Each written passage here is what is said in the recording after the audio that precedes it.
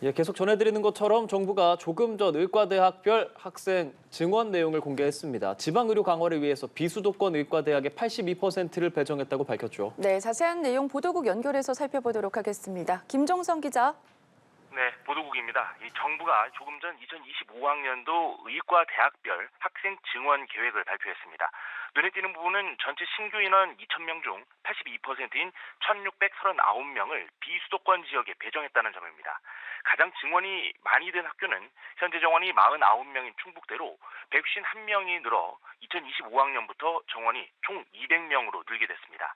나머지 18%인 361명은 경인 지역에 할당됐는데 빅5 병원이 있는 서울에는 추가 정원이 단 한 명도 없습니다. 교육부는 지역 필수 의료를 강화하기 위해서 지역 거점 국립의과대학의 총 정원을 200명 수준으로 맞췄다고 밝혔습니다. 50명 미만 소규모 의과대학은 효율적으로 운영되도록 최소 100명 수준으로 증원하고 비수도권 의과대학도 지역 교육 여건과 특성을 반영해 규모를 120명에서 150명 수준으로 늘렸다고 설명했습니다. 특히 서울에 추가 인원을 배정하지 않고 경인 지역에 증원을 집중한 것은 서울과 경인 지역 간 의대 정원 불균형과 의료 여건 편차 극복을 위한 것이라고 덧붙였습니다. 이주호 부총리 겸 교육부 장관은 배정위원회가 학교별 신청 자료를 토대로 의학 실습 여건과 향후 계획의 충실성 등을 검토했고 학교별 신청 규모를 넘지 않는 선에서 인원을 정했다고 말했습니다.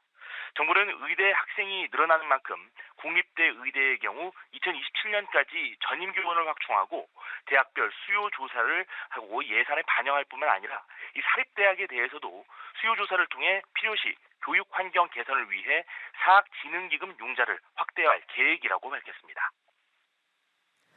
네, 구체적인 배정 내용을 공개하기 앞서서 한덕수 총리가 대국민 담화문을 발표하지 않았습니까? 어떤 얘기를 했죠? 네, 한덕수 국무총리는 최근 주요 병원을 찾아 의료계의 뜻을 청취한 경험을 설명하면서 의료계가 처한 어려운 상황을 복기했습니다. 이어 전공의도, 의사도, 환자도 다 같은 국민이라며 입장은 다르지만 어려운 상황이 조속히 해결되길 바라는 마음은 모두 똑같고 정부가 사태 해결을 위해 최선을 다하겠다고 말했습니다. 또 정부가 의료계의 난제를 해결하기 위해 핵심 국정과제로 의료개혁을 추진해왔다면서 의료계와 130번 넘게 만나 폭넓게 제언을 들었다고 밝혔습니다.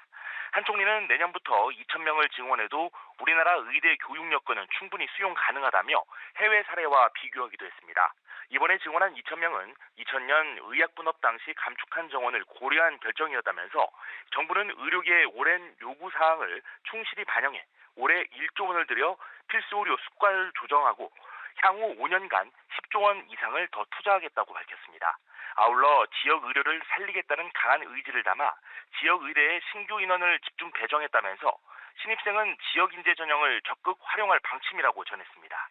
이와 함께 속도감 있는 의료개혁을 위해 4월부터 가동되는 대통령 직속 의료개혁특별위원회에서 논의를 하겠다고 밝혔습니다. 한 총리는 또 병원 현장을 떠난 전공의와 교실을 비운 의대생들에게 각각 병원과 학교로 돌아와 달라면서 대화의 창구는 언제나 열려 있다고 말했습니다. 의대 교수들에게도 제자들이 환자의 건강과 생명을 첫째로 생각하겠다고 서약한 것을 지킬 수 있도록 환자 곁으로 다시 불러달라고 호소했습니다. 지금까지 보도국에서 전해드렸습니다.